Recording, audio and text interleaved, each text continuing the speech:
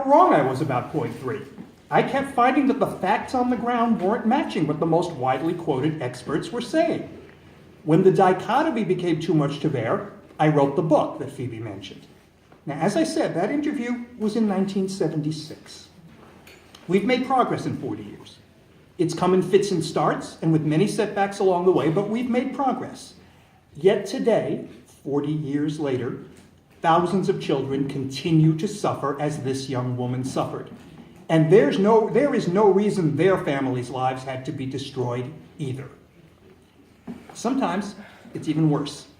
I want to read you a letter sent by a birth mother from Maine named Christy to a foster mother named Sally about Christy's 2 young daughters. Dear Sally, my name is Christy. I'm Logan and Bailey's mom. I'm writing this so you can know and understand my children. I thought I would let you know their likes and dislikes. Logan, she likes butterflies, pizza, what kid doesn't? Flavored noodles, pitted black olives, she likes to put them on her fingers. White cheese, grape soda, Babes in Toyland, her favorite movie, the cartoon Arthur. Logan's dislikes, peas, fish sticks, going to bed early, not picking out her clothes. Bailey's likes, her brown teddy bear blanket, she takes it everywhere, including visits. Dry cereal, pitted black olives, cheese, eggs, cooked carrots. Bailey's dislikes, having her poopy diaper changed, if you haven't noticed. Someone taking her pacifier, fish sticks, someone feeding her. She likes to do it herself. I don't blame you for not wanting me to know who you are. I will respect that. Regardless of what you have heard or read, I love my little ladies with all my heart. I have never hit, spanked, or put my hands on my girls. I do respect my children. I'm not saying you would or wouldn't, but please don't hit or hurt my children. The girls have already been through enough. They don't need the added stress in their life. Every night, I look up at the sky about 7:45 p.m.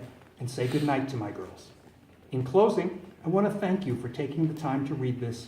Please tell the girls before they go to bed I love them and give them a big hug and kiss. Thanks again, Christy. Now, some of you probably know that Christy is Christy Marr and Sally is Sally Schofield. Sally was both a foster mother and a former caseworker for the State Child Welfare Agency.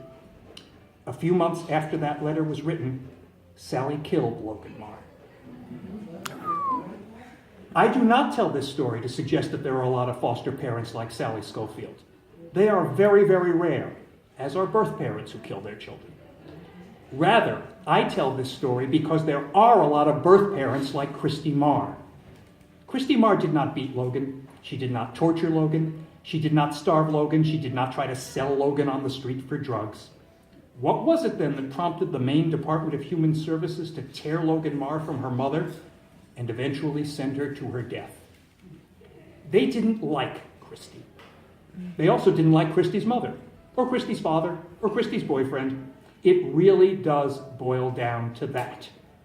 You can see a documentary about the case that the PBS series Frontline did about 10 years ago, and you'll see that.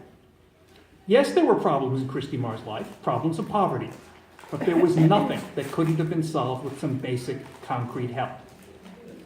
Now, let's look closer to home at some stories we know about thanks to the hard work of everyone at DHS Give Us Back Our Children and some reporters at the Philadelphia Daily News.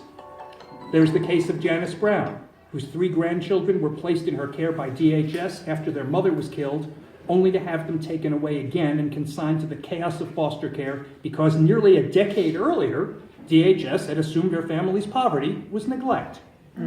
There's the case of Carolyn Hill, who is here and can tell you her story, and will later, I think. The case of Shannon Bertheon, whose one outburst of rage and frustration at her child's school for allowing the boy to be constantly bullied led to the removal of all her children for years. All 3 were sexually abused in foster care. Now, those who want to take away more children have horror stories too. In fact, the child welfare system we have today was built on horror stories. But when anecdotes collide, it's time to look at the data. The data tell us that the overwhelming majority of cases seen by DHS case